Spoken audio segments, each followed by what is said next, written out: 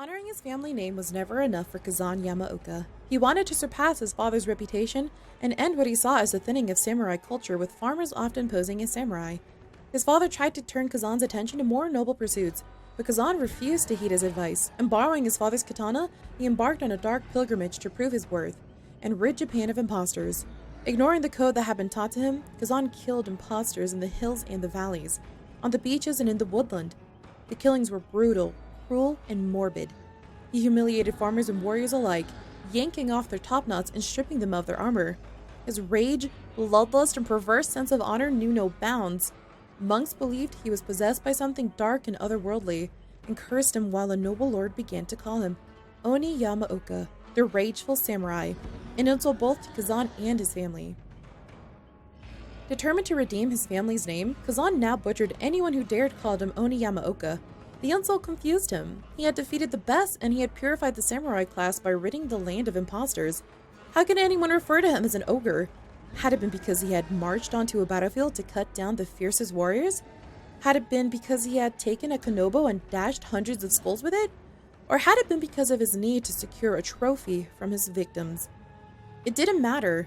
Being called an ogre was more than he could bear, and an anonymous voice in his head urged him to strike down the lord who had desecrated his name. As Kazan made for the lord's town, he suddenly found himself face to face with a samurai standing on a dirt road, blocking his way. Kazan readied his konobo.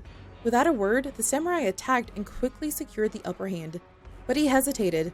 With a devastating blow, Kazan crushed the samurai's head and cracked his helmet. As Kazan approached the fallen samurai, he saw his father's face and staggered back to his haunches. His father stared at Kazan with mingled shame and regret as he issued his last breath. Kazan closed his eyes and screamed in agony until he could scream no more. When he opened his eyes again, his father was gone. Not only had he killed his father, but he had allowed thieves to steal his body for armor. Bitter, lost, and delusioned, Kazan roamed the land aimlessly, and his father's voice rattling in his head, taunting him, reminding him of his failures, sending him into fits of uncontrollable black rage. One day, walking in the woods, Kazan happened upon an Oni statue. He stopped and stood motionless for a long moment.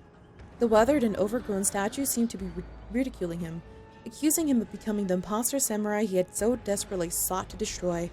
Kazan shook the laughing voice out of his head and half remembered the lord who had ridiculed him as Oni Yamaoka. With renewed anger, Kazan journeyed to a town high up in the snowy mountains where the lord resided. A dozen samurai met Kazan at the gates of the town. A dozen samurai fell to his konobo. His speed and strength were unmatched. His rage was incomprehensible. Covered in blood and gore, Kazan battled through this town and soon found the lord hiding in a villa. He dragged him out of the cabinet, sliced his tendons to immobilize him, and watched him beg and squirm like a dog. Without hesitation, he thrust his fist into the lord's mouth and yanked out the wicked tongue that had desecrated his name. Satisfied, Kazan exited the villa to find himself surrounded by dozens of farmers wielding rusted scythes, sharpened pitchforks, and heavy clubs. He survived the first few assaults, but there were too many attackers coming from every direction. Within moments, Kazan was on the ground, staring at a cold, indifferent, darkening sky as farmers took turns stabbing and torturing the Oni, who had butchered their beloved lord. The frenzied mob dragged Kazan into a small stone mill to continue the torture and finally left him to die in a slow, agonizing death. When they returned, the mill was filled with a strange black fog, and Kazan's body and the konobo were nowhere to be found. It was the beginning of a dark legend about a rageful Oni haunting the town. Despite her traditional upbringing, Yui Kimura raced scooters in her hometown of Hida, where she earned the reputation of being able to do the impossible with very little. Her father did his best to steer her away from what he believed to be masculine pursuits, but her grandmother secretly shared her grandfather's engineer manuals and notes on car and motorcycle engines. Yui read her grandfather's manuals and learned fast. She was able to not only maintain her scooter, but she modified the engine so that she could compete with older boys on motocrosses. With her grandfather's guild like Hachimachi wrapped around her arm, she raced local boys who, unable to keep up with her, worked together to orchestrate her defeat. No luck for them. Yui outmaneuvered them at every turn and became a sensation to all her friends. When it came time to apply for school, Yui gathered her courage and confessed her ambition to race motorcycles to her father. An altercation ensued, and when Yui refused to apply for a proper education, her father felt a great shame and told her she was no longer welcome to their home.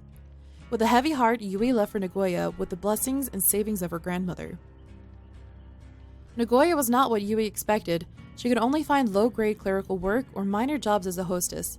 With the last of the money her grandmother gave her, she purchased a racing bike and entered illegal street races where she won more money than she had ever seen. Rumors of her courage and quick reflexes spread like wildfire. Soon she had an unofficial retinue of women motorcyclists wearing Yui's signature pink. Along with a gang following her, Yui realized she had a stalker following her in the shadows.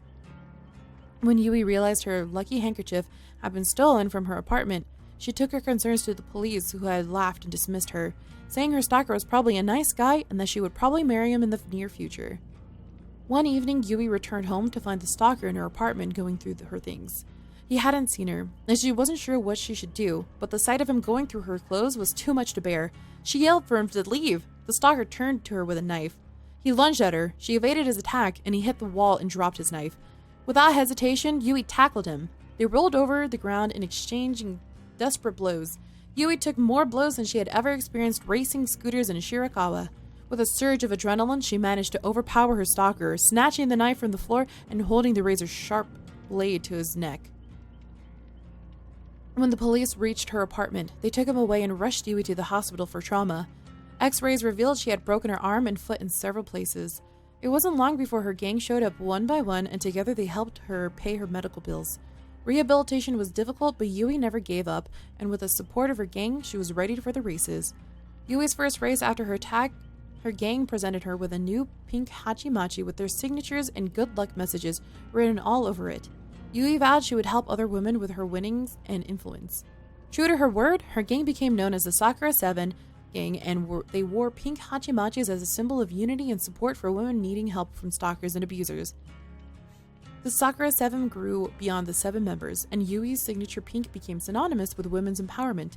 At street races, women would line up in droves to support her. After winning 7 straight races in a row, she attracted the attention of a sponsor. She not only earned a spot at the All Japan Moto Championship, but was the youngest woman to race and win in the prestigious event. Her sponsorship soon tripled. So too did her gang. But everything came to a staggering halt at the illegal TK3, Tokyo Kick 3000 street races. Yui was leading the race until she entered an unnatural fog that seemed to have appeared from nowhere. Baffled and confused, she stopped her bike and dismounted. It wasn't long before she realized she wasn't in Tokyo anymore.